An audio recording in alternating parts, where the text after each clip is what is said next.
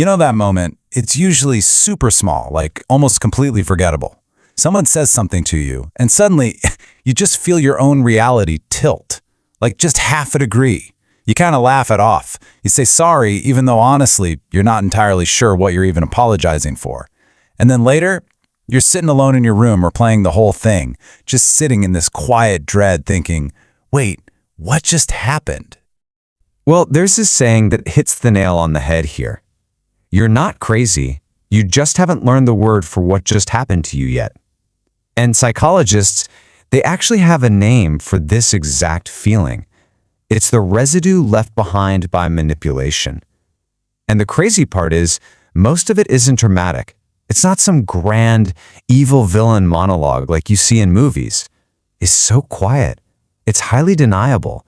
It's literally the kind of thing you could never fully explain to someone else without sounding like you're just, totally overreacting. That reality tilt, that tiny half-a-degree shift, that is exactly what we're digging into in today's explainer on the manipulation you never saw. We're going to walk through exactly how this covert manipulation actually works. And look, I am absolutely not here to scare you or make you paranoid about everyone you meet. We're doing this so that the next time it happens, whether that's in a relationship, at your job, or with a buddy, you are going to feel those wires being pulled the very second it starts. So, let's jump right into phase 1. The reality tilt. Okay, so the first tactic we really need to get our heads around is one that a lot of people have actually heard of, but very few understand how it mechanically works: gaslighting. It is not about telling massive, super obvious lies. Instead, it's about destabilizing your perception through small, repeated edits to a shared memory.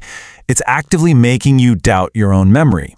And because these little edits are so incredibly minor, you don't instantly put your guard up. You just get, a little bit confused. So, what does this actually sound like in the real world? I never said that. Or, you're remembering it wrong. Or my personal favorite, you're so sensitive. Each one of these phrases, if you just take them completely on their own, sounds almost totally reasonable, right? I mean, we all misremember things sometimes. And guys, that is exactly why this tactic works so well. It borrows the plausibility of normal human forgetfulness and literally uses it as a cover. The manipulator's goal was never to win one single argument. Nope.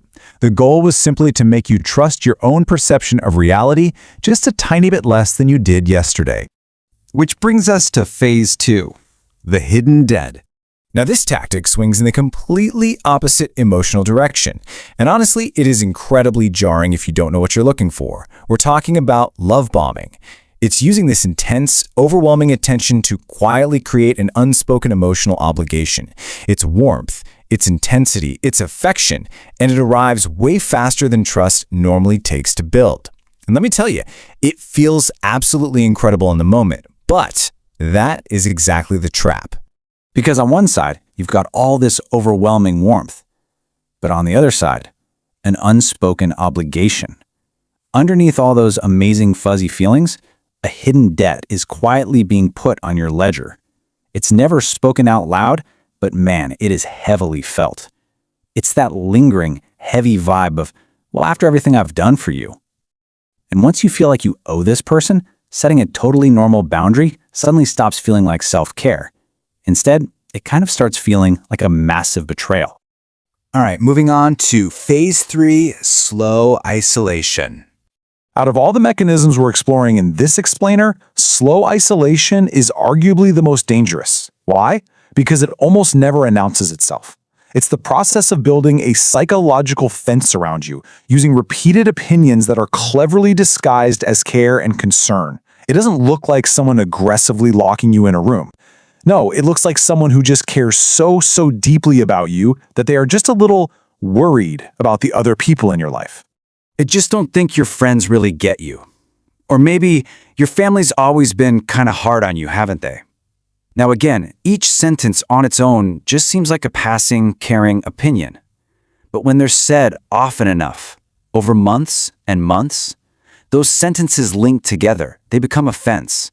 And one day you look around and you realize you're the one standing inside it, totally alone, wondering why you feel so cut off from the rest of the world. Let's shift gears now. The reframe, exploiting decency. We've definitely covered some dark territory here, but this is where we completely flip the script, because this is the part that always surprises people the most. The common myth tells us that targets of manipulation are weak or naive or just too trusting.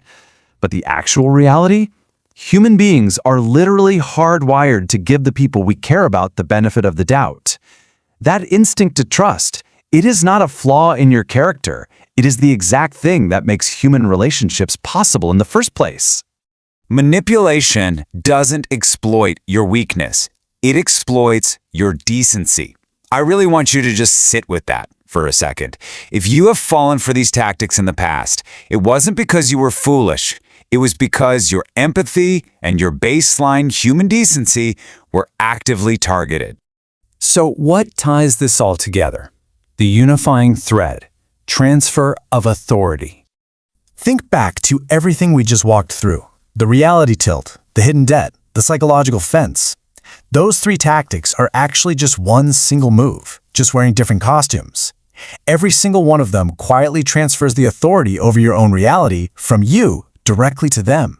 And once you can actually see that single unifying thread, all that confusion just starts to melt away. Because once you see it, you realize you don't actually need to memorize 100 different dark psychology tricks. You only ever need to ask yourself one single powerful question every time a conversation feels even slightly off.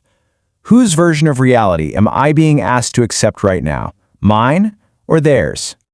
Simply recognizing the tactic is your entire defense mechanism. You don't need to fire back with some perfect, witty comeback in the heat of the moment. You just need one quiet internal sentence. That didn't feel right, and I'm allowed to slow down and check. That is literally it. Saying that to yourself is the whole shift. It completely moves you from reacting blindly on their timeline to thinking clearly on your own. Look, if you've been watching this explainer and you're recognizing any of these patterns in your own life, whether that's at your job, in your family dynamics, or in a romantic relationship, please hear this. That recognition is not weakness. It is not you being dramatic. It's you finally seeing it clearly. It is the smartest thing you've done about it yet. It gives you back the exact thing manipulation tries so hard to quietly take away: trust in your own perception. Somewhere out there, right at this very moment, someone is having a conversation that feels just a little bit off. They're experiencing a small edit to a shared memory, or a debt they never agreed to take on, or a fence going up, one perfectly reasonable sentence at a time. They probably don't have a name for it yet, but now you do. Watch this again with someone who really needs to hear it, because sometimes just having the vocabulary is the exact key you need to break the cycle. So I'll leave you with this. Whose version of reality are you going to live in tomorrow?